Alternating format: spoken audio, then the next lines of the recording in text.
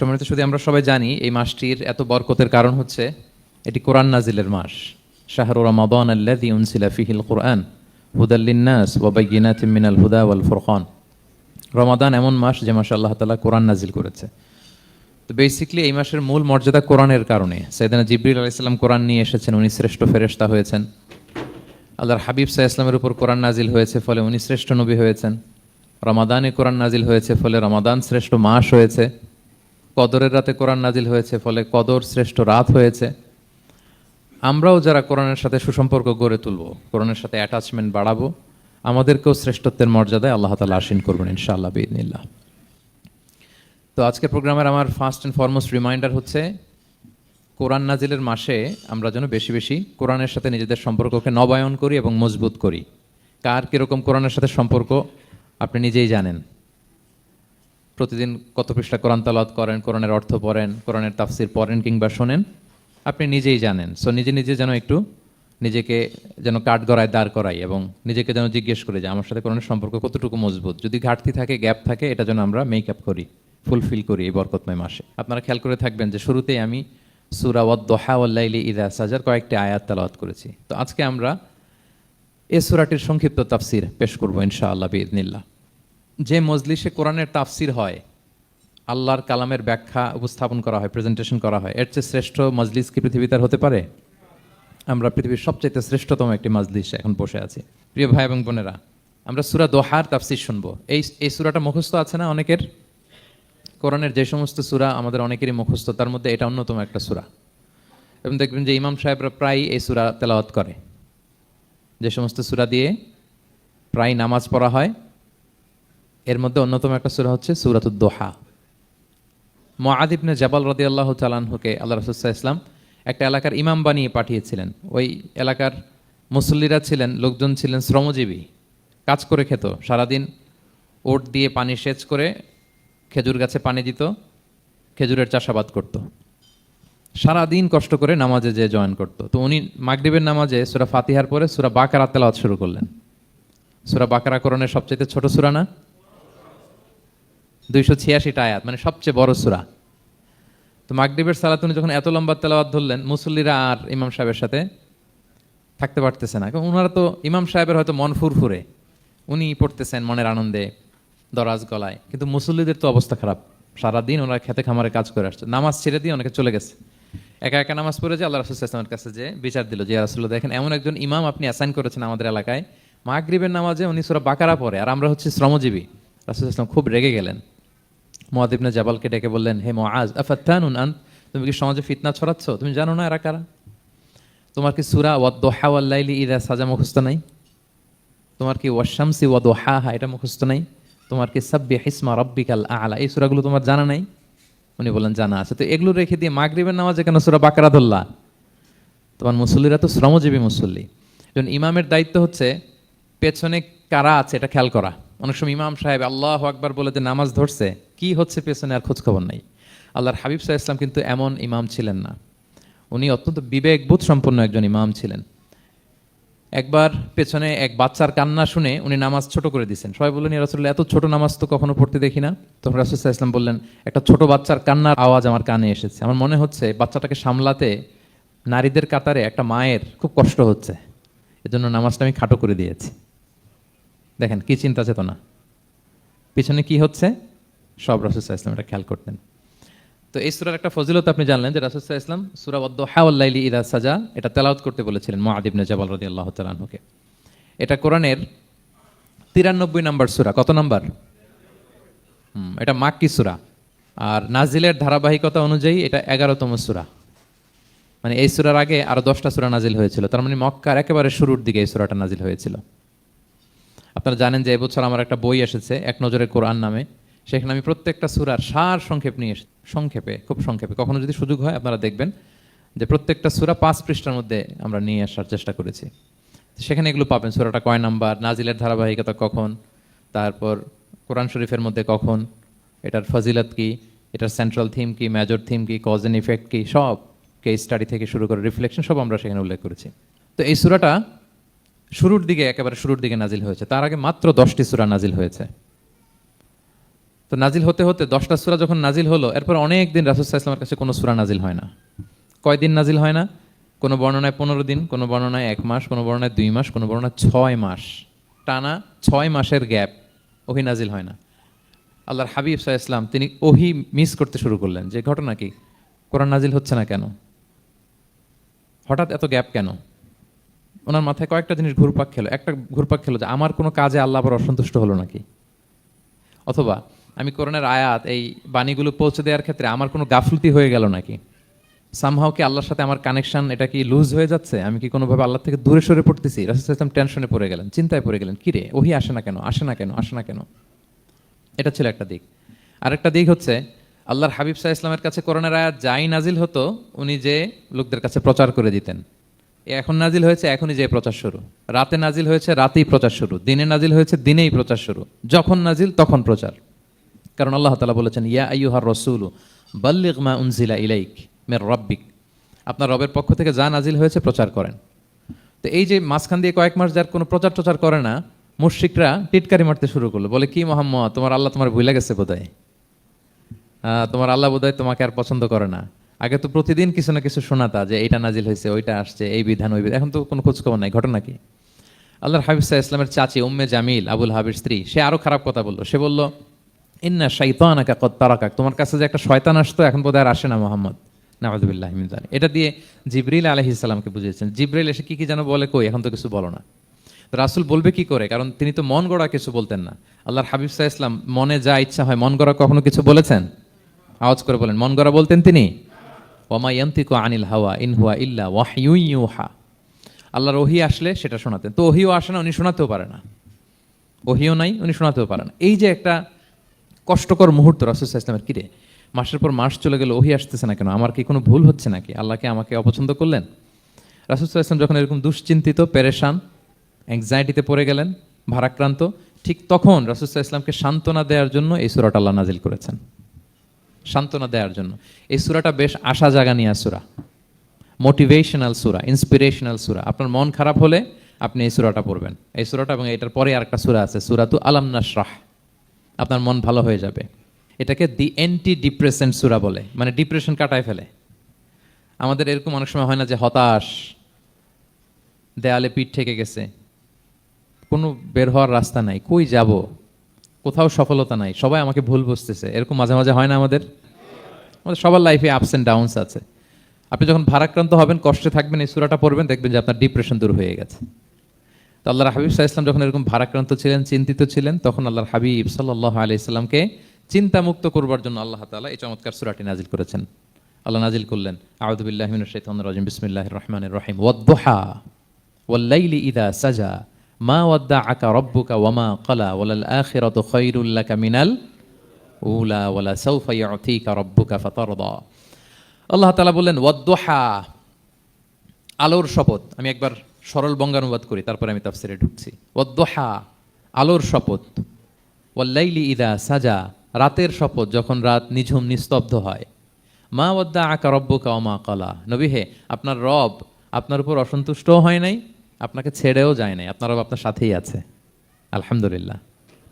Feel করবেন যে আল্লাহ আমার সাথে আছে, সবসময় এটা ফিল করতে হবে যে আল্লাহ তাআলা আমার সাথে আছেন, তিনি আমাকে ভুলে যান নাই, ছেড়ে যান নাই। আরে তার রহমত ছাড়া তো একটা শ্বাস নেওয়া তো আমার সম্ভব না, ঠিক কিনা বলেন?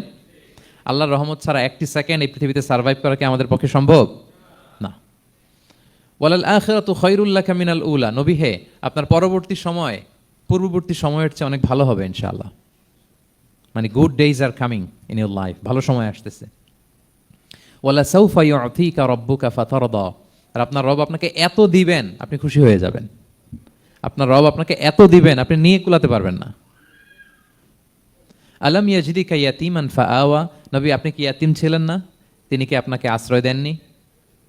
ওয়া ওয়াজাদাকা দাল্লান ফাহাদা, আপনি পথ খুঁজতেছিলেন, আল্লাহ আপনাকে পথ দেখিয়েছেন। ওয়া ওয়াজাদাকা আইলান ফাআগনা, আপনি নিঃস্ব রিক্ত হস্ত ছিলেন, আল্লাহ তাআলা আপনাকে ধনী বানিয়েছেন। ফাআম্মাল ইয়াতীমা ফালা তাকহার, খবরদার এতিমের সাথে কখনো কঠোর হবেন না। ওয়া আম্মা সাইলা ফালা তানহার, ফরিয়াদি যে সুয়াল করে হাত পাতে তাকে ধমক দিয়ে তাড়িয়ে দিবেন না। ওয়া আম্মা বিনিআমাতি রাব্বিকা ফাহাদ্দিস, আর আপনার রবের যে নেয়ামত আপনার প্রতি, এটার বর্ণনা করুন। সুবহানাল্লাহ। এ হচ্ছে সরল অনুবাদ। সূরাতুদ দোহার। এবার আসুন আমরা এটার তাফসিরে ঢুকি। আল্লাহ তাআলা প্রথমে দুইটা শপথ করলেন, কসম করলেন, দুইটা ওথ। আমরা যদি সংক্ষেপে ভাগ করি তাহলে 11 আয়াত বিশিষ্ট এই সূরাতে প্রথম 2 আয়াতে দুইটা শপথ আছে, তারপরের 3টা আয়াতে রাসূল সাল্লাল্লাহু আলাইহি ওয়াসাল্লামকে 3টা কনফার্মেশন দেওয়া হয়েছে, সুসংবাদ দেওয়া হয়েছে। এরপরের 3টা আয়াতে আল্লাহর হাবিব সাল্লাল্লাহু আলাইহি ওয়াসাল্লামের অতীতে আল্লাহ কি নিয়ামত দিয়েছেন সেটার একটা রিমাইন্ডার দেওয়া হয়েছে। আর সবশেষে 3টা ওয়ার্ক প্ল্যান দেওয়া হয়েছে, কর্মসূচি, সেগমেন্ট। আপনি এক নজরে কোরআন এগুলো পাবেন, এরকম সেগমেন্ট আকারে আমরা ভাগ করেছি। আই রিপিট, আমি আবারও বলছি, সূরা দোহার 11 আয়াত বিশিষ্ট এই সূরার প্রথম 2 আয়াতে 2টি শপথ, তারপরের 3 আয়াতে 3টি সুসংবাদ, তারপরের 3 আয়াতে অতীতে যে রাসূলকে নিয়ামত দেওয়া হয়েছিল সেটা স্মরণ করিয়ে দেওয়া, আর শেষ 3 আয়াতে 3টা ওয়ার্ক প্ল্যান, কর্মসূচি, রাসূল সাল্লাল্লাহু আলাইহি ওয়াসাল্লাম কি করবেন। ক্লিয়ার হয়ে গেছে না সূরাটা? আসুন এবার তাফসিরে ঢুকি। আল্লাহ তাআলা বললেন ওয়াদ দোহা, নবী আলোর শপথ। আলো, দোহা মানে আলো। আমার সাথে আওয়াজ করে বলুন, দোহা মানে কি? আলো, সকালের আলো, প্রভাতের সূর্য কিরণ। দিনের প্রথম অংশে একটা সানশাইন থাকে না, খুব চমৎকার লাগে 9টা 10টার দিকে, হ্যাঁ, সানশাইন। এই সকালের সানশাইনটাকে আরবিতে বলে দোহা। এই জন্য এই সময় আল্লাহর হাবিব সাল্লাল্লাহু আলাইহি ওয়াসাল্লাম নামাজ পড়তেন, এটাকে বলে সলাতুদ দোহা, মানে দোহার নামাজ। এটাকে বলে সলাতুদ দোহা, দোহার নামাজ। তো দেখেন রাসূল সাল্লাল্লাহু আলাইহি ওয়াসাল্লামের মন ভালো করবার জন্য প্রথমে আল্লাহর ওয়ার্ডিংটা দেখেন, আল্লাহ তাআলা কেমন চমৎকার শব্দ চয়েস করেন। প্রথমে আল্লাহ বললেন আলো। আলো বললেই তো মনটা ভালো হয়ে যায়, কি বলেন? এই আলো মানে আশার আলো, সম্ভাবনার আলো, প্রশান্তির আলো। ওয়াদ-দোহা, আলোর শপথ। মানে নবী আপনি হতাশ হবেন না, হাল ছাড়বেন না, ভরসা রাখুন। আপনি ঘর থেকে বের হন, দেখুন কি চমৎকার আলো। It's a beautiful day out there. জান, হোয়াট এ নাইস সানশাইন। কি চমৎকার উজ্জ্বল প্রভাতের সূর্য কিরণ। এত চমৎকার জলজলে সানশাইনিং এনভায়রনমেন্টে আপনার মন খারাপ হয় কি করে? ওয়াদ-দোহা, দোহার শপথ মানে প্রভাতের সূর্য কিরণের শপথ। আবার বললেন ওয়াল-লাইলি ইযা সাজা, রাতের শপথ, যখন সে রাত নিঝুম হয়, গভীর হয়, নিস্তব্ধ হয়। দুইটা শপথ, আলোর শপথ আর রাতের অন্ধকারের শপথ। আলোর শপথ বলে বেসিক্যালি আল্লাহ তাআলা ওহির আগমনকে বুঝিয়েছেন, আর রাতের শপথ বলে আল্লাহ তাআলা বেসিক্যালি ওহির অনুপস্থিতিকে বুঝিয়েছেন। মানে রাত দিন দুইটাই যেমনি লাগে, আল্লাহ তাআলা বোঝাতে চাইলেন নবী আপনি টেনশন করবেন না, আমি উইথ ইউ, আমি আপনার সাথে আছি। ওহি আসা না আসা দুইটাই গুরুত্বপূর্ণ। রেগুলার যদি ওহি আসে এটা রিসিভ করতে আপনার কষ্ট হয়ে যাবে। আল্লাহর পক্ষ থেকে আসমানি কিতাবের যে ওহি, এটা সাধারণ কোনো কথা না। ইন্না সানুলকি আলাইকা কওলান সাকিলা, এটা খুব ভারী, হেভি ওয়েট। এটা পাহাড়ে নাজিল করলে, লাউ আনজালনা হাযাল কুরআনা আলা জাবাল লারাআইতাহু খাশিআম মুতাসাদ্দিআম মিন খাশিয়াতিল্লাহ, এটা মাউন্ট এভারেস্টের উপর নাজিল করলে পাহাড় ভেঙে খান খান হয়ে যেত। শীতের রাতে কোরআন নাজিল হলে রাসূল সাল্লাল্লাহু আলাইহি ওয়াসাল্লাম ঘেমে একাকার হয়ে যেতেন, কপাল বেয়ে টপ টপ করে ঘাম পড়তে ওহি রিসিভ করতে যেয়ে। তিনি ওটের উপরে করে মরুভূমিতে চড়ছেন, ওহি নাজিল হলে ওটের বুক মাটিতে মিশে যেত। এক সাহাবার মাথায় পায়ের মধ্যে মাথা রেখে রাসূল সাল্লাল্লাহু আলাইহি ওয়াসাল্লাম শুয়েছিলেন, তখন ওহি নাজিল হলো। সাহাবা বলছেন ওহির ভারে মনে হচ্ছে যে আমার পায়ের হাড্ডিটাই ফেটে যাবে। তার মানে এটা খুব ভারী বাণী, খুবই ভারী, এটা সাধারণ কোনো কালাম না। তো এই যে রাসূল সাল্লাল্লাহু আলাইহি ওয়াসাল্লামের কাছে যে ওহি নাজিল হচ্ছিল, এটা যদি রেগুলার নাজিল হয়, এটা রিসিভ করা রাসূল সাল্লাল্লাহু আলাইহি ওয়াসাল্লামের জন্য সহজ হবে না, কঠিন হয়ে যাবে। রেগুলার ওহি নাজিল হলে এটার যে পাওয়ার, প্রেশার, রাসূল সাল্লাল্লাহু আলাইহি ওয়াসাল্লামের স্নায়ু এটা বরদাস্ত করতে পারবে না। তো আল্লাহ বোঝাতে চাইলেন নবী আমি কাফির রাজা বলে আপনাকে আমি ভুলে গেছি, কখনো না, নেভার এভার। বরং আপনার যাতে একটু রেস্ট হয়, আরাম হয়, আপনাকে একটু কমফোর্ট দেওয়ার জন্য আমি সাময়িকভাবে ইচ্ছে করে ওহিটা বন্ধ রেখেছি। সুবহানাল্লাহ পড়বেন না? আপনার যাতে একটু কমফোর্ট হয়, আপনার যেন একটু আরাম হয়, ওহি রিসিভ করে করে যেন আপনি অভ্যস্ত হতে পারেন, এজন্য আমি ইচ্ছা করে আপনাকে একটু আরাম দেওয়ার জন্য ওহি বন্ধ রেখেছি। সারাদিন যদি মানে দিনের 24 ঘন্টায় যদি সূর্য থাকে ভাল লাগবে? আচ্ছা বলেন 6 মাস টানার সূর্য ভাল লাগবে আপনার? রোদের গরমে আমরা অস্থির হয়ে যাব। তো 12 ঘন্টা সূর্যের আলোর পরে যেমনি রাতের দরকার আছে, আল্লাহ বোঝাতে চাইলেন ওহি নাজিল হওয়ার পাশাপাশি মাঝে মাঝে ওহি ব্রেক দেওয়ার দরকার আছে, ওহি বন্ধ থাকার দরকার আছে। ফলে আপনি হ্যাবিচুয়েটেড হবেন, ওহি রিসিভ করা না করা এটা আপনার জন্য ইজি হয়ে যাবে। যখন আপনি আপনার জন্য ওকে হয়ে যাবে, তখন আমি লাগাতার ওহি নাজিল করবো। তাহলে ওরা যে বলে আমি আপনাকে ভুলে গিয়েছি, না, আমি আপনাকে ভুলি নাই, বরং আপনার আরামের জন্য খানিকটা সময় আপনাকে বিশ্রামের সুযোগ করে দেওয়ার জন্য আমি আল্লাহ ওহি বন্ধ রেখেছি। সুবহানাল্লাহ। তার মানে আল্লাহ তাআলা নবীকে ভুলেন নাই বা নবী সাল্লাল্লাহু আলাইহি ওয়াসাল্লামের উপর অসন্তুষ্ট হন নাই, ইচ্ছে করে আল্লাহ তাআলা কিছুদিন ওহি বন্ধ রেখেছেন। প্রতিদিন সূর্য থাকলে যেমনি ভাল লাগে না, মানে 24 ঘন্টা, এজন্য 12 ঘন্টা সূর্য দিয়ে আল্লাহ 12 ঘন্টা রাত দিয়েছেন, আমাদের আরামের, বিশ্রামের, ঘুমের আয়োজন করেছেন। ঠিক তেমনি রেগুলার ওহি রিসিভ করলে রাসূল সাল্লাল্লাহু আলাইহি ওয়াসাল্লামের জন্য কষ্ট হয়ে যাবে, এজন্য ইচ্ছে করে আল্লাহ গ্যাপ দিয়েছেন। আল্লাহর হাবিব সাল্লাল্লাহু আলাইহি ওয়াসাল্লামের উপর আল্লাহ অসন্তুষ্ট হননি। এটাই আল্লাহ তাআলা বললেন যে ওয়াদ-দুহা ওয়াল-লাইলি ইযা সাজা, প্রভাতের সূর্য কিরণের শপথ, রাতের নিঝুম নিস্তব্ধ পরিবেশের শপথ। মা ওয়াদ্দাআকা রাব্বুকা ওয়া মা ক্বালা, আপনার রব আপনারে ভুলেও যায় নাই, আপনারে ছেড়েও যায় নাই, আপনার উপর নাখোশও হয় নাই। সুবহানাল্লাহ। আপনার রব আপনার সাথেই আছে। এটা সবসময় ফিল করবেন যে আমার রব আমার সাথে আছে। এটা ফিল করলে আপনার মধ্যে যে সাহস আসবে, আপনি কল্পনাই করতে পারবেন না যে এত এনার্জি আপনার ভিতরে আসলো কি করে। আপনারা খেয়াল করেছেন, বছর খানিক আগে ভারতবর্ষের আমাদের এক বোনের সামনে কিছু সন্ত্রাসী, ওরা জয় শ্রীরাম বলতেছিল, মনে আছে? কিন্তু আমার ওই বোন মুস্কান কি বলছিল বলেন তো? তার এক আল্লাহু আকবারে from north to south, from east to west, the entire globe প্রকম্পিত হয়েছে। আমরা সবাই পড়েছি আল্লাহু আকবার। সবাই আমরা কি পড়েছি? আল্লাহু আকবার। কারণ সে ফিল করেছে যে আল্লাহ আমার সাথে আছে। মনকে তুমি বুঝিয়ে বলো আল্লাহ আছেন আমার সাথে, এটা ফিল করতে হবে। আল্লাহর হাবিব সাল্লাল্লাহু আলাইহি ওয়াসাল্লামকে আল্লাহ তাআলা এইটাই অ্যাসিউরেন্স দিলেন, কনফার্মেশন দিলেন যে মা ওয়াদ্দাআকা রাব্বুকা ওয়া মা ক্বালা, আপনার রব আপনাকে ভুলে যায় নাই, আপনার রব আপনার প্রতি অসন্তুষ্ট হয় নাই। আমি ইচ্ছা করে ওহিটা বন্ধ রেখেছি যাতে আপনার আরাম হয়। সুবহানাল্লাহ। আল্লাহর হাবিব সাল্লাল্লাহু আলাইহি ওয়াসাল্লামের প্রতি আল্লাহ তাআলা কতটা টেক কেয়ার করতেন দেখেন। রেগুলার ওহী নাজিল হলে রাসূল সাল্লাল্লাহু আলাইহি ওয়াসাল্লামের কষ্ট হয়ে যাবে, এজন্য তিনি কিছুদিন ওহী বন্ধ রেখে রাসূল সাল্লাল্লাহু আলাইহি ওয়াসাল্লামকে বিশ্রামের ব্যবস্থা করে দিয়েছেন। তাহলে প্রথম 3টা আয়াত ক্লিয়ার না সবার কাছে? আচ্ছা, প্রথম 2টো আয়াতে 2টা শপথ গেল, এরপরে 3টা সুসংবাদ। সুসংবাদের প্রথমটা হলো আমি ভুলিও নাই ছাড়িও নাই, আপনার সাথে আছে। এরপর আল্লাহ বললেন ওয়ালাল আখিরাতু খায়রুল লাকা মিনাল উলা, নবী হে আপনার পরবর্তী সময় পূর্ববর্তী সময়ের চেয়ে ভালো হবে। নিশ্চয়ই আপনার পরবর্তী সময় পূর্ববর্তী সময়ের চেয়ে ভালো হবে। তার মানে গুড ডেইজ আর কামিং, ভালো সময় আপনার জীবনে আসছে, আপনি হতাশ হবেন না, নিরাশ হবেন না। এরপর আল্লাহ তাআলা বললেন ওয়ালা সাউফা ইউতিকা রাব্বুকা ফাতারদা, নবী হ্যাঁ আপনার রব আপনাকে এত দিবে আপনি খুশি হয়ে যাবেন। আপনার রব আপনাকে এত নেয়ামত দান করবে, আপনি আপনার রবের প্রতি সন্তুষ্ট হয়ে যাবেন। সুবহানাল্লাহি বিহামদি। এবং তাই হয়েছে। যারা আপনারা সিরাত পড়েছেন, যারা আল্লাহর হাবিব সাল্লাল্লাহু আলাইহি ওয়াসাল্লামের জীবনী নিয়ে ধারণা রাখেন, তারা দেখবেন যে আল্লাহ রাসূল সাল্লাল্লাহু আলাইহি ওয়াসাল্লাম যেখানেই মনে কষ্ট পেয়েছেন, বিষণ্ণ, চিন্তিত, তখনই আল্লাহ তাআলা রাসূল সাল্লাল্লাহু আলাইহি ওয়াসাল্লামের চিন্তা দূর করে রাসূল সাল্লাল্লাহু আলাইহি ওয়াসাল্লামকে সন্তুষ্ট করেছেন। যখনই রাসূল সাল্লাল্লাহু আলাইহি ওয়াসাল্লামের মনে কষ্ট, তিনি চিন্তিত, তখনই আল্লাহ তাআলা ওনাকে হ্যাপি করেছেন। কাইন্ড অফ রাসূলকে হ্যাপি করাই আল্লাহর কাজ, আল্লাহর হাবিব সাল্লাল্লাহু আলাইহি ওয়াসাল্লামকে হ্যাপি করাই আল্লাহ তাআলার কাজ। দেখেন কিভাবে আল্লাহ তাআলা আল্লাহর হাবিব সাল্লাল্লাহু আলাইহি ওয়াসাল্লামকে হ্যাপি করেছেন, একটু খেয়াল করে দেখেন। মক্কাতে যখন খুব জটিল অবস্থা, দাওয়াতি কাজ চালিয়ে নেওয়াটা রাসূল সাল্লাল্লাহু আলাইহি ওয়াসাল্লামের জন্য কষ্ট হয়ে যাচ্ছে, নমুসলিম সাহাবাদের উপর অত্যাচার, তখন আল্লাহর হাবিব সাল্লাল্লাহু আলাইহি ওয়াসাল্লাম দেখলেন যে এই মক্কার দুজনের একজনকে আমার চাই। তাদের একজন যদি ইসলামের ছায়াতলে আসে তাহলে ইসলামের পাল্লাটা ভারী হয়। কারা? একজন হচ্ছে ওমরে ফারুক আর একজন আবু জাহাল।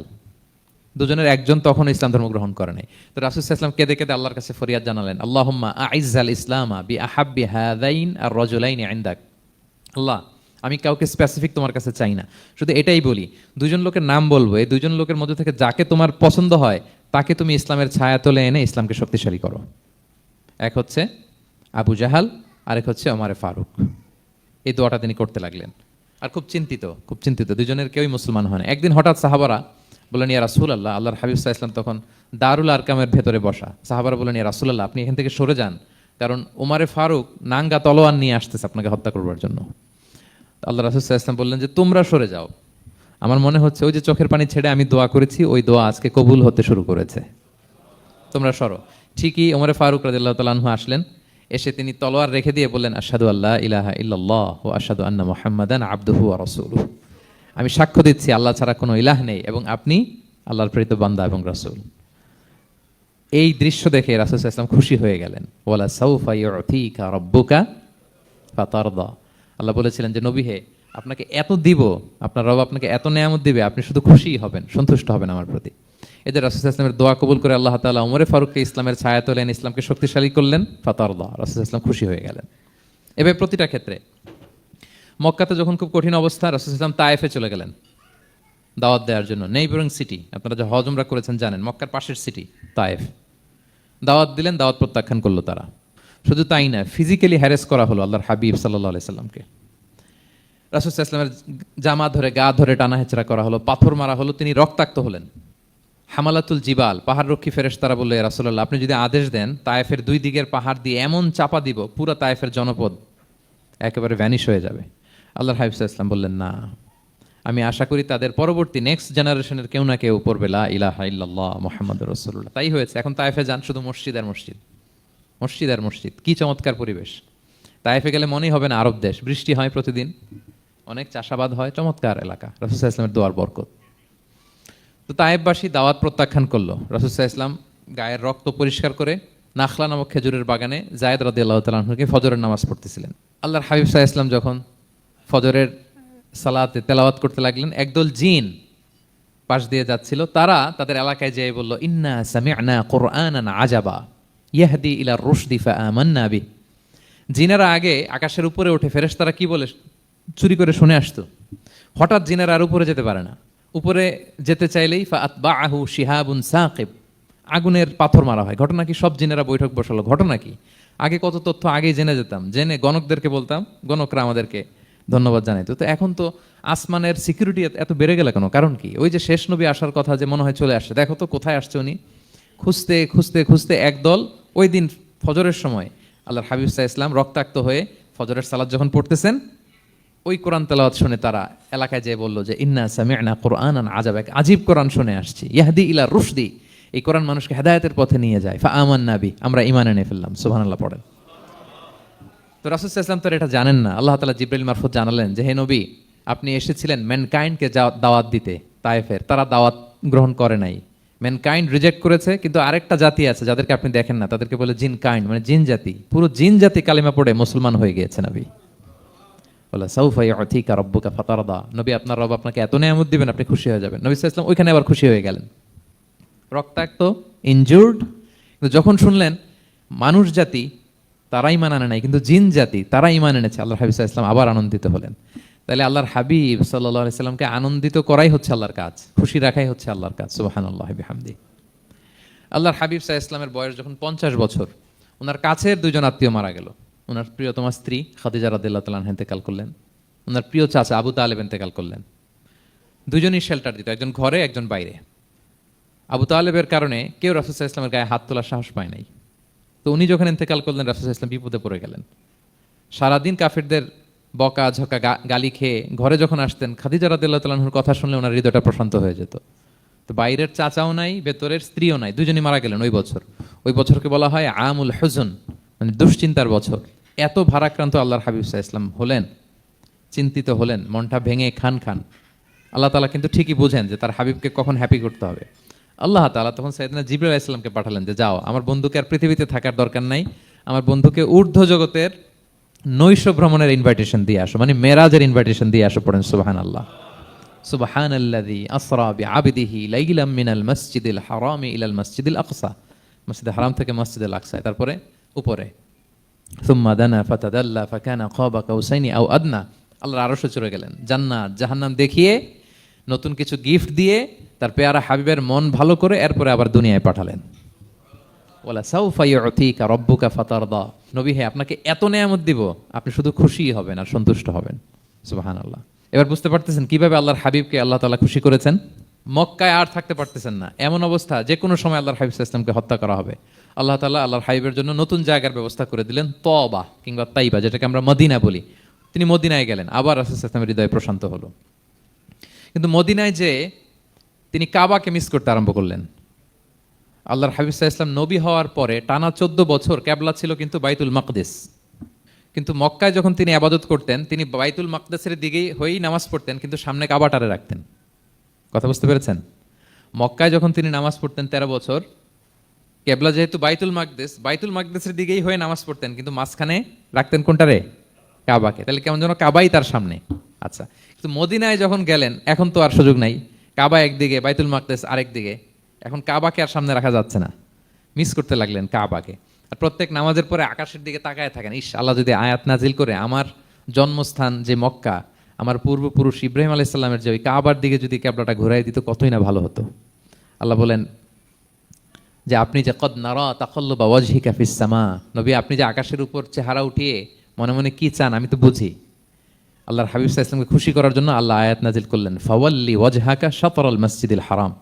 নবী হ্যাঁ, আপনাকে খুশি করার জন্য নতুন বিধান নাজিল করলাম, এখন থেকে ফ্রম রাইট নাও আপনি যখনই নামাজ পড়বেন, এখন থেকে কাবামুখী হয়ে আপনি সালাত আদায় করবেন। তাহওয়িলুল কিবলা, কিবলা পরিবর্তন হয়ে গেল। সুবহানাল্লাহি ওয়া বিহামদিহি।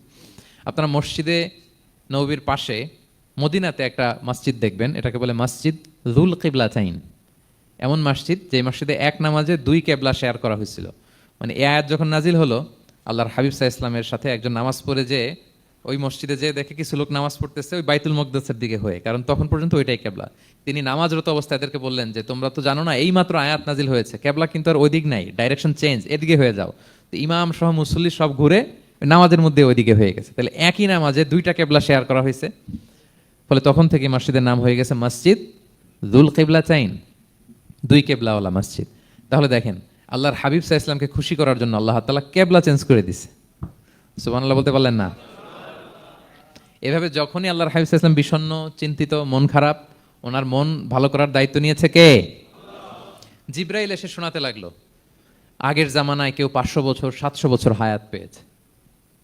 বনি ইসরাইলের অনেক মুজাহিদ 1000 বছর জেহাদ করেছে। কয় হাজার বছর জেহাদি করছে? 1000 বছর। আমরা হায়াত পাই কয় বছর? আমাদের হায়াত কয় বছর অন অ্যান অ্যাভারেজ? 60-70। আল্লাহর হাবিব সাল্লাল্লাহু আলাইহি ওয়াসাল্লাম এটাই বলেছেন যে আমার উম্মতি মা বাইনা 60 ইলা 70, আমাদের গড় আয়ু 60 থেকে 70। ও আকাল্লুহুম মা ইয়াজুজু যালিক, আর সামান্য অল্প সংখ্যকই মানুষ এটাকে ক্রস করতে পারে। এই কথা শুনে যে আগের উম্মত 1000 বছর জেহাদ করছে, এটা শুনে রাসূল সাল্লাল্লাহু আলাইহি ওয়াসাল্লাম আবার কাঁদতে আরম্ভ করলেন, হায় রে আমার গুনাহগার উম্মতের কি হবে? আমার উম্মত তো 60-70ই শেষ, আমার উম্মতের কি হবে?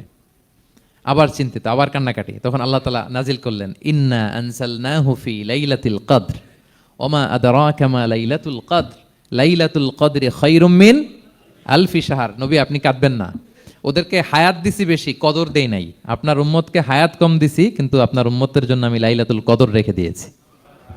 এক কদরের রাতে ইবাদত করলে খায়রুম মিন আলফি শাহর, 1000 মাস ইবাদত করলে যে পরিমাণ সওয়াব, অতটুকু না, খায়ের এর চেয়ে বেশি সওয়াব আল্লাহ তাআলা আপনার উম্মতের আমলনামায় দিয়ে দিবেন। আবার আল্লাহর হাবিব সাল্লাল্লাহু আলাইহি ওয়াসাল্লাম মন ভালো হয়ে গেল। ওয়ালা সাউফা ইউতিকা রাব্বুকা, সবাই বলেন ওয়ালা সাউফা ইউতিকা রাব্বুকা ফাতারদা। নবী হে এত দিব, আপনি শুধু হ্যাপি হবেন, হ্যাপি। এরপরে বদরের যুদ্ধে বিজয় দান করলেন, মক্কা বিজয় দান করলেন, তাবুক যুদ্ধে বিজয় দান করলেন। সব শেষে জান্নাতে ওনার জন্য স্পেশাল একটা জায়গা থাকবে, ওই জায়গায় কেউ বসতে পারবে না। জায়গাটার নাম মাকামে মাহমুদ। ওয়া মিনাল লাইলি ফাতাহাজ্জাদ বিহি নাফিলাতাল লাকা আসা আন ইয়াবআসাকা রাব্বুকা মাকামাম মাহমুদা। ওই মাকামে মাহমুদের সিংহাসনে আল্লাহর হাবিব সাল্লাল্লাহু আলাইহি ওয়াসাল্লাম বসবেন, ওনার জন্য স্পেশাল খাস, কেউ এখানে বসতে পারবে না। তার মানে হ্যাপি শুধু দুনিয়াতেই করবে না, আল্লাহ তাআলা আল্লাহর হাবিবকে আখিরাতেও করবে। আল্লাহর হাবিব সাল্লাল্লাহু আলাইহি ওয়াসাল্লামকে কাউসার দেয়া হবে, ইন্না আতাইনা কাল কাউসার। হে নবী আপনাকে কাউসার দিয়েছি, এমন হাউজে কাউসার যে হাউজে কাউসারের সামনে পান পেয়ালা, যেটা দিয়ে পানি নিয়ে আপনি উম্মতকে খাওয়াবেন, এটার সংখ্যা আকাশের তারা যত বেশি তার চেয়েও বেশি। হাউজে কাউসারের পানি এটা দুধের চেয়েও সাদা, বরফের চেয়েও ঠান্ডা, মধুর চেয়েও মিষ্টি। এক ঢোক যে খাবে চিরকালের জন্য তার গলা থেকে তৃষ্ণা মিটে যাবে। He will never ever be thirsty again. একবার খাইছে তো শেষ। পেতে চান সেটা আল্লাহর হাবিবের কাছ থেকে? আমরা পেতে চাই কি চাই না বলেন? ইন্না আতাইনা কাল কাউসার। নবী আপনাকে আমি কাউসার দিয়েছি। সব শেষে আল্লাহর হাবিব সাল্লাল্লাহু আলাইহি ওয়াসাল্লাম সুপারিশ করার অনুমতি পাবেন, যেদিন কেউ সুপারিশ করতে পারবে না। সবাই বলবে নাফসি নাফসি নাফসি নাফসি, থার থার করে কাঁপবে। এক একজন নবী, ইব্রাহিম আলাইহিস সালাম, ঈসা আলাইহিস সালাম, মুসা আলাইহিস সালাম, থার থার করে কাঁপবে। আর আল্লাহর হাবিব সাল্লাল্লাহু আলাইহি ওয়াসাল্লাম ওই মাকামে মাহমুদে সিংহাসন ফেলে দিয়ে সেজদায় শুধু কাঁদতে থাকবে, আর সেজদার মধ্যে বলবে উম্মতি উম্মতি উম্মতি উম্মতি। হে আল্লাহ আপনি আমার গুনাহগার উম্মতকে বাঁচান, আল্লাহ আপনি আমার গুনাহগার উম্মতকে বাঁচান, আল্লাহ আপনি আমার গুনাহগার উম্মতকে বাঁচান। আল্লাহ তাআলা এটা সহ্য করতে না পেরে জিবরাইল আলাইহিস সালামকে বলবেন যে ওয়াসআলহু মা ইউবকিক, জিবরাইল যাও জিজ্ঞেস করো তো আমার বন্ধু এত কাঁদে কেন, কি চায় জিজ্ঞেস করো। তো আল্লাহর হাবিব সাল্লাল্লাহু আলাইহি ওয়াসাল্লাম বলবেন আল্লাহুম্মা উম্মতি উম্মতি, আল্লাহ আমার উম্মতকে বাঁচান, আমার গুনাহগার উম্মতকে বাঁচান। আল্লাহ তাআলা এবার জিবরাইল মারফত বলবেন যে ইযহাব ইলা মুহাম্মদ সাল্লাল্লাহু আলাইহি ওয়াসাল্লাম, যাও মুহাম্মদের কাছে যাও, ওয়াকুল লাহু, তাকে বলো দুনিয়াতে যেমনি কখনো কষ্ট পেতে দেই নাই, বারবার তাকে হ্যাপি করেছি, খুশি করেছি। ওয়া ইন্না সানুরদিকা ফি উম্মাতিকা ওয়ালা নাসুউক, আজকের এই কঠিন দিনেও আমার হাবিবকে আমি কষ্ট দিব না, তার উম্মতের ব্যাপারেও তাকে আমি খুশি করে দেব। তার গুনাহগার উম্মতের ব্যাপারেও আজকে মুহাম্মদ সাল্লাল্লাহু আলাইহি ওয়াসাল্লামকে আমি খুশি করে দেব। আল্লাহর হাবিব সাল্লাল্লাহু আলাইহি ওয়াসাল্লাম তখন সুপারিশ শুরু করবেন। আল্লাহু আকবার, আল্লাহু আকবার। ওয়ালা সাউফা ইউতিকা রাব্বুকা ফাতারদা। নবী হে আপনাকে এত নেয়ামত দিব আপনি নিয়ে কুলাতে পারবেন না। সব শেষে এই গুনাহগার উম্মতকে সুপারিশ করে জাহান্নাম থেকে নাম কাটিয়ে সবাইকে নিয়ে তিনি একটা ফ্ল্যাগ হাতে নিয়ে তিনি জান্নাতের দিকে ছুটবেন। ওই ফ্ল্যাগের মধ্যে লেখা থাকবে আলহামদু। কি লেখা থাকবে?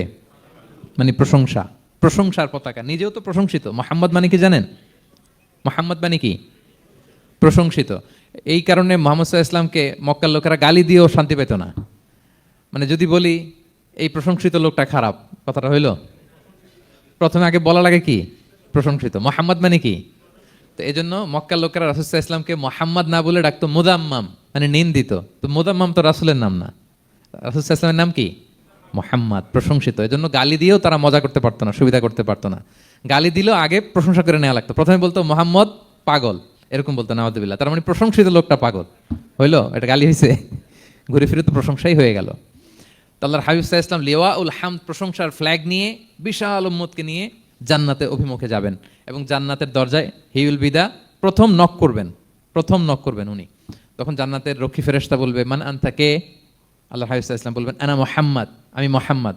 তো ফেরেশতা বলবে আমরা দাঁড়ায় আছি এজন্য আল্লাহ বলে দিয়েছেন মুহাম্মাদের আগে কাউকে যেন এন্ট্রি দেয়া না হয়, আপনার আগে যেন কারোর জন্য জান্নাতের দরজা না খুলি, স্পেশাল উপর থেকে অর্ডার আছে। আপনি যেহেতু নক করেছেন, ওয়েলকাম, আসেন। পুরো উম্মাহ নিয়ে আল্লাহর হাবিব সাল্লাল্লাহু আলাইহি ইসলাম জান্নাতে ঢুকবেন।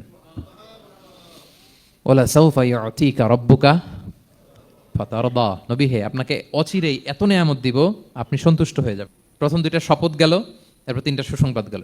এরপর আল্লাহ তাআলা অতীতে যে নবীর পাশে ছিলেন, অতীতে যে বিভিন্ন নেয়ামত দিয়ে আল্লাহর হাবিব সাল্লাল্লাহু আলাইহি ইসলামকে আল্লাহ তাআলা ধন্য করেছেন, এগুলো রিমাইন্ডার দিচ্ছেন যে নবী আপনি কেন চিন্তিত হন, আমি আগেও ছিলাম আপনার সাথে, এখনো আছি, ভবিষ্যতেও থাকবো।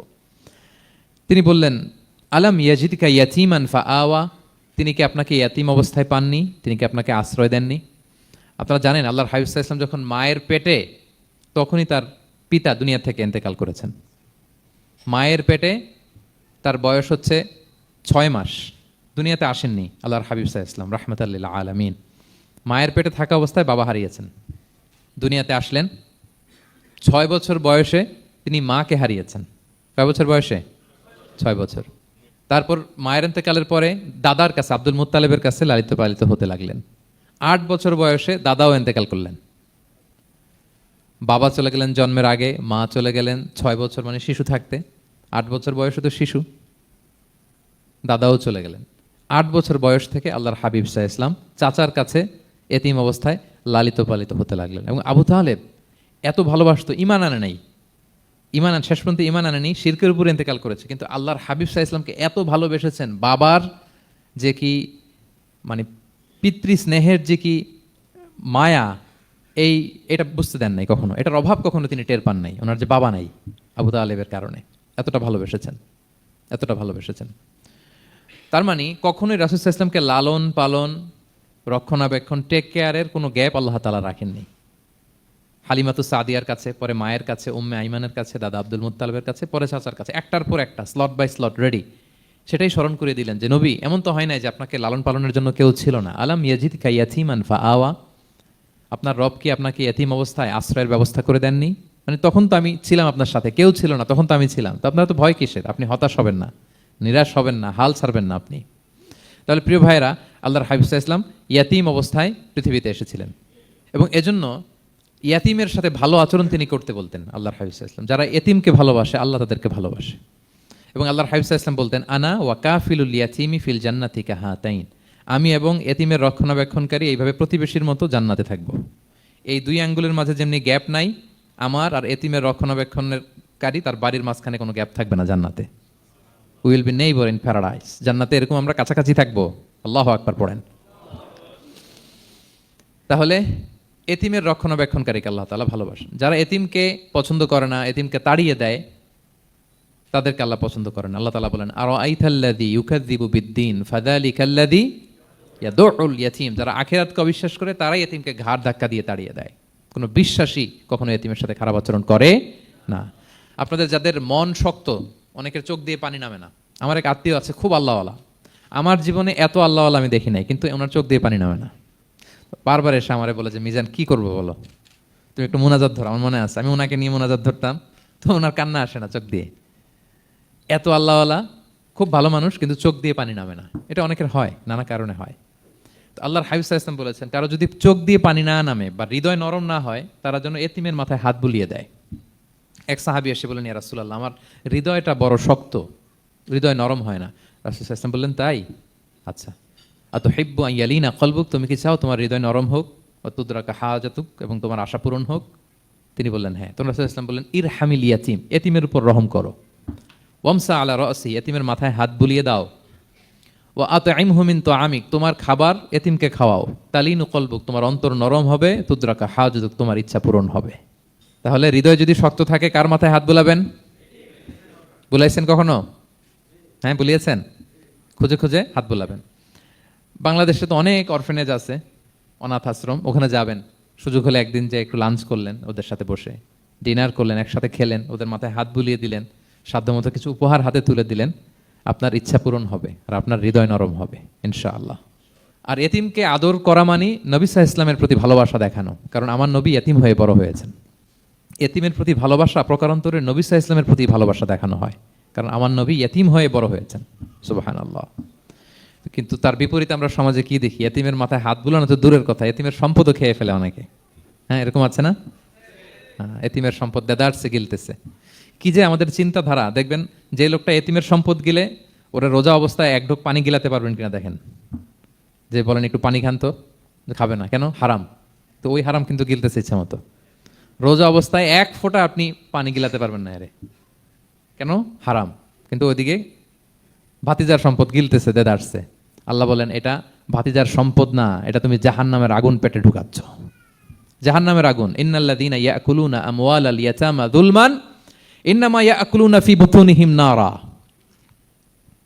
ওয়া সায়াসলাউনা সাঈরা। যারা এতিমের সম্পদ খায়, এটা সম্পদ না, এটা জাহান্নামের আগুন তুমি পেটে ঢুকাচ্ছ। সো এতিমের প্রতি যেন আমরা নমনীয় হই, তাদের মাথায় হাত বুলাই, তাদের জন্য খরচ করি, তাদের প্রতি যেন আমরা দয়াদ্র হই, কারণ আমার নবী এতিম অবস্থায় বড় হয়েছেন। তাহলে নবী সাল্লাল্লাহু আলাইহি ওয়াসাল্লামকে এটা স্মরণ করে দিলেন, নবী আপনি তো এতিম ছিলেন, আমি তো আপনাকে রক্ষণাবেক্ষণের ব্যবস্থা করছি। আর কি করেছি? ওয়াজাদাকা দাল্লান ফাহাদা, নবী আপনাকে আমি এমন অবস্থায় পেয়েছি, আপনি পথ খুঁজতেছিলেন, আমি আপনাকে পথ দেখিয়েছি। You are searching the right path and I guided you to the right sense of direction. আপনি পথ খুঁজতেছিলেন, আমি পথ দেখাইছি। এখানে দল্লানের অর্থ পথভ্রষ্ট করা যাবে না। ওয়াজাদাকা দল্লান, হে নবী আপনাকে আমি পথভ্রষ্ট পেয়েছি, পরে পথ দেখাইছি, এরকম বলা যাবে না। এটা আল্লাহর হাবিব সাল্লাল্লাহু আলাইহি ওয়াসাল্লামের ক্ষেত্রে প্রযোজ্য নয়। অনেক বাংলা তাফসীর অর্থে আমি দেখেছি পথ হারা, নবী আপনাকে আমি পথ হারা পেয়েছি, পথ দেখেছি, এটাও খুব একটা সুন্দর না। সবচেয়ে সুন্দর হচ্ছে নবী আপনি পথ খুঁজতেছিলেন, সত্যের অনুসন্ধানী ছিলেন। অনেক সময় দেখবেন অনেক পথিক যেতে যেতে এমন এক জায়গায় যায়, দেখে 3 রাস্তা কিন্তু কোনো সাইনবোর্ড নাই। পুরাতন রাস্তাগুলোতে এরকম অনেক সময় হতো না আমাদের, 3 দিকে রাস্তা, কোনো সাইনবোর্ড নেই, তো যাবো কই? এটা বুঝালেন যে নবী আপনি পথ খুঁজতেছিলেন, আমি আপনাকে দেখিয়েছি, হে নবী এটাই সিরাতুল মুস্তাকিমের পথ। ওয়াজাদাকা দাল্লান ফাহাদা, আপনি পথ খুঁজতেছিলেন, আমি আপনাকে পথ দেখিয়েছি। তো ছোটবেলায় সাথে ছিলাম, পথ খুঁজতেছিলেন, পথ দেখালাম, আমি আপনার ভুললাম কোথায়? কাফিরদের কথায় মন খারাপ করেন কেন যে তারা বলে আমি আপনাকে ভুলেছি, ছেড়েছি? নো, নেভার এভার, আমি আপনার সাথেই আছি। তারপর আল্লাহ তাআলা বললেন ওয়াজাদাকা আইলান ফাআগনা, তিনি আপনাকে রিক্ত হস্ত, নিঃস্ব পেয়েছেন, সম্পদহীন অবস্থায় পেয়েছেন, পরে সম্পদশালী করেছেন। সুবহানাল্লাহ।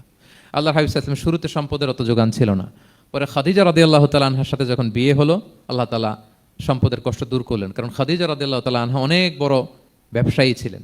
বিয়ের আগে পার্টনারশিপে বিজনেস ছিল রাসূল সাল্লাল্লাহু আলাইহি ওয়াসাল্লামের সাথে। আল্লাহর হাবিব সাল্লাল্লাহু আলাইহি ওয়াসাল্লাম শ্রম দিয়েছেন, খাদিজা রাদিয়াল্লাহু তাআলা আনহার ইনভেস্টমেন্ট ছিল।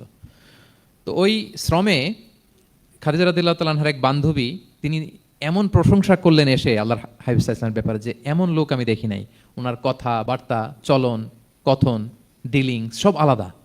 পুরো কাফেলার মধ্যে উনি একরকম, পুরো কাফেলা আরেক রকম। এই কথা শুনে তো খাদিজা রাদিয়াল্লাহু তাআলা আনহা আকৃষ্ট হলেন যে এরকম একজন সৎ লোকই তো আমার চাই। প্রস্তাব দেয়া হলো, চাচাদের কাছে বিয়ে হয়ে গেল। এবং বিয়ের পরে খাদিজা রাদিয়াল্লাহু তাআলা আনহা নারীদের মধ্যে সর্বপ্রথম শাহাদা বাক্য পড়ে মুসলমান হয়েছিলেন। নিজের সব সম্পদ আল্লাহর হাবিব সাল্লাল্লাহু আলাইহি ওয়াসাল্লামের পায়ের সামনে এনে দিয়ে দিলেন, ইয়া রাসূলুল্লাহ আমার সম্পদ মানে আপনার সম্পদ, ইসলামের জন্য যত মনে চায় আপনি খরচ করেন। ওয়াজাদাকা আইলান ফাআগনা, আপনাকে আল্লাহ নিঃস্ব পেয়েছেন, সম্পদের ব্যবস্থা করে দিলেন। পরবর্তীতে মদিনায় যে খায়বার যুদ্ধের পরে অনেক সম্পদের ব্যবস্থা আল্লাহ তাআলা করে দিয়েছিলেন। তাহলে ছোটবেলায় ইয়াতিম ছিলেন, আল্লাহ টেক কেয়ার করলেন। পথ খুঁজতেছিলেন, আল্লাহ পথ দেখায় দিলেন। আর্থিক সমস্যা ছিল, এটাও আল্লাহ দূর করে দিলেন। এবার আল্লাহ তাআলা বিষ্ণু ঈসা ইসলামকে 3টা ওয়ার্ক প্ল্যান দিবেন, কর্মসূচি।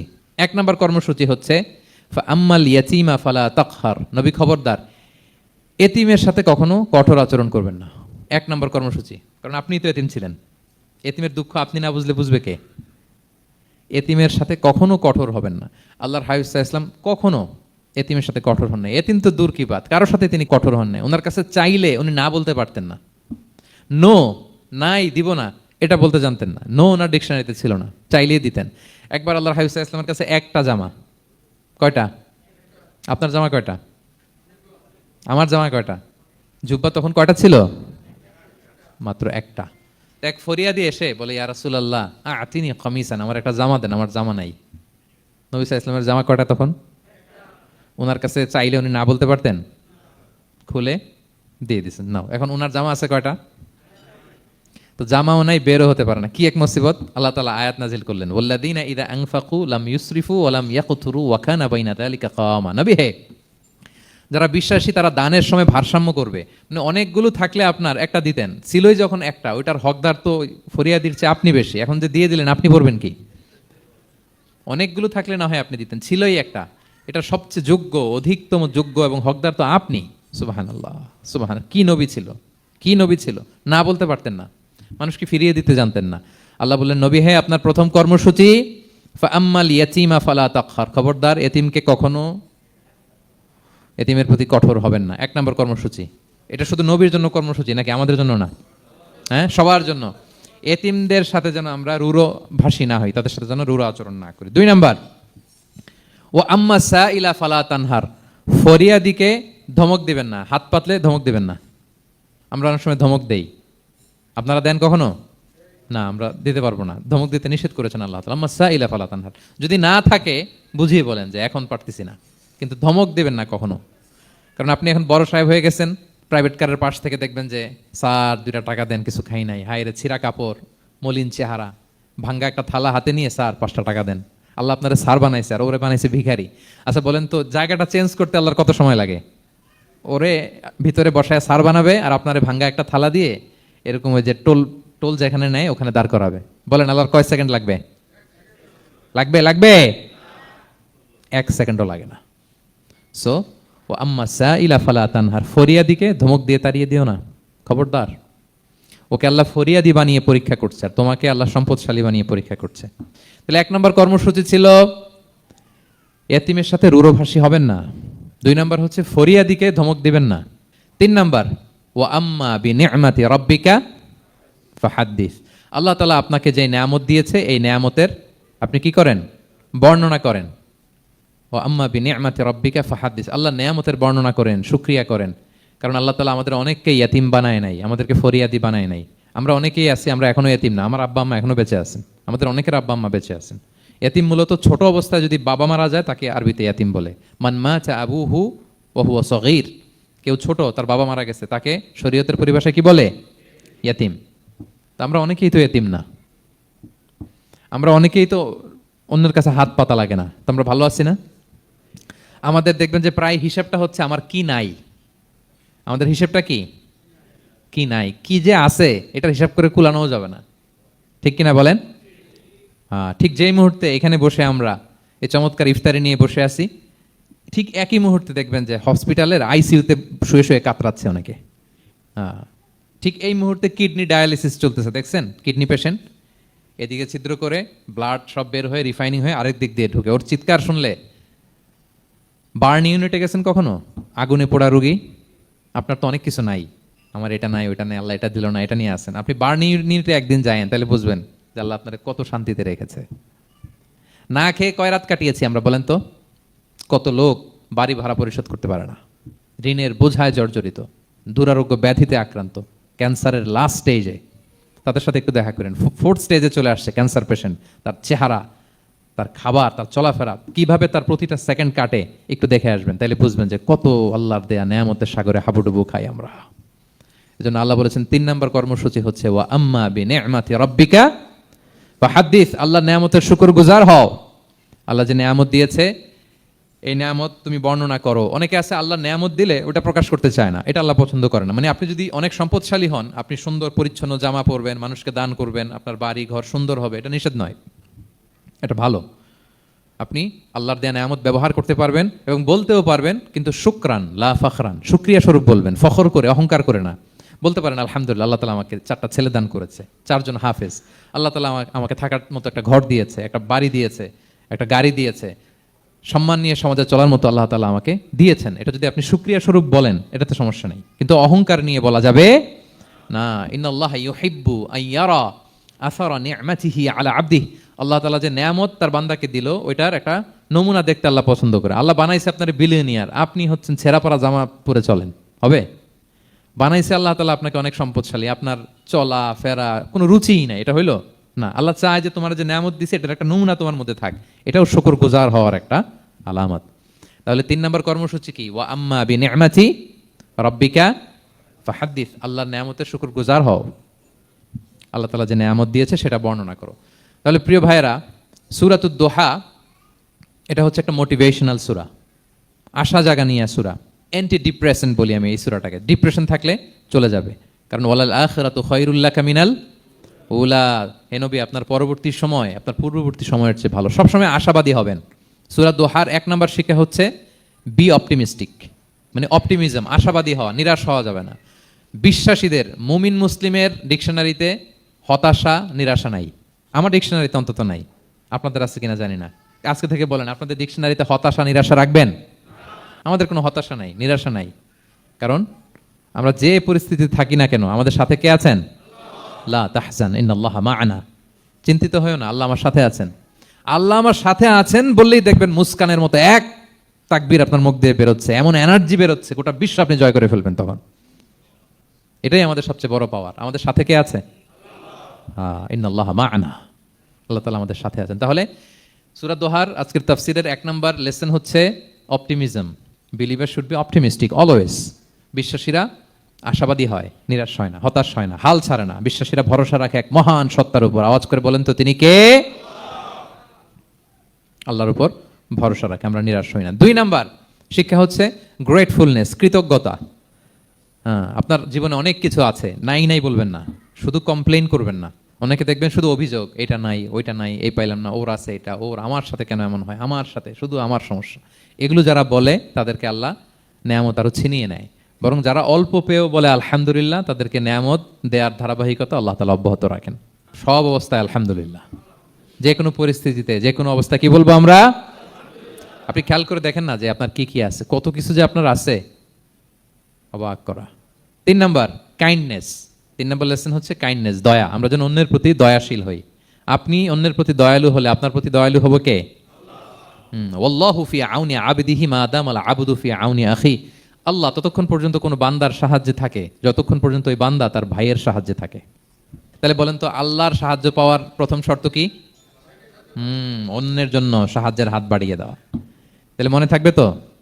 নাকি এতিমকে ধাক্কা দিয়ে বের করে দিবেন? ফরিয়াদিকে ধমক দিবেন একটা? বড় সাহেব তো আপনি, বড় স্যার, খবরদার। তাহলে 1 নম্বর লেসন অপটিমিজম। আমরা হতাশ হব না, হতাশা আমাদের ডায়েরিতে নাই, আমরা আশাবাদী, আমরা আল্লাহর রহম ভরসার ভিখারি, ঠিক কিনা বলেন? 2 নম্বর লেসন হচ্ছে গ্রেটফুলনেস। আমরা সবসময় আল্লাহর প্রতি শুকরগুজার হব, কৃতজ্ঞ হব। আল্লাহর হাবিব সাল্লাল্লাহু আলাইহি ওয়াসাল্লাম বলতেন, আল্লাহুম্মা জাআলনি সাবুরা ওয়া জাআলনি শাকুরা ওয়া জাআলনি ফি আইনি সাগীরা ওয়া ফি আয়ুনিন নাসি কাবীরা। আল্লাহ, আপনি আমাকে ধৈর্যশীল বান্দা বানান, আপনি আমাকে শুকরগুজার বানান। আল্লাহ, আমার চোখে আমাকে ছোট বানান। আল্লাহ, গোটা বিশ্বের মানুষের চোখে, জনতার চোখে আমাকে বড় বানান। আওয়াজ করে পড়েন আমিন। এই দোয়াটা বেশি বেশি পড়বেন। আর সবশেষে আমরা যেন কাইন্ড হতে পারি, অন্যের প্রতি দয়ালু হতে পারি। যে রহম করে সে রহম প্রাপ্ত হয়, যে অন্যকে দয়া দেখায় সে আল্লাহর পক্ষ থেকে দয়া পায়। আল্লাহ তাআলা আমাদের সবাইকে কথাগুলো বোঝার ও আমল করার তৌফিক দান করুক।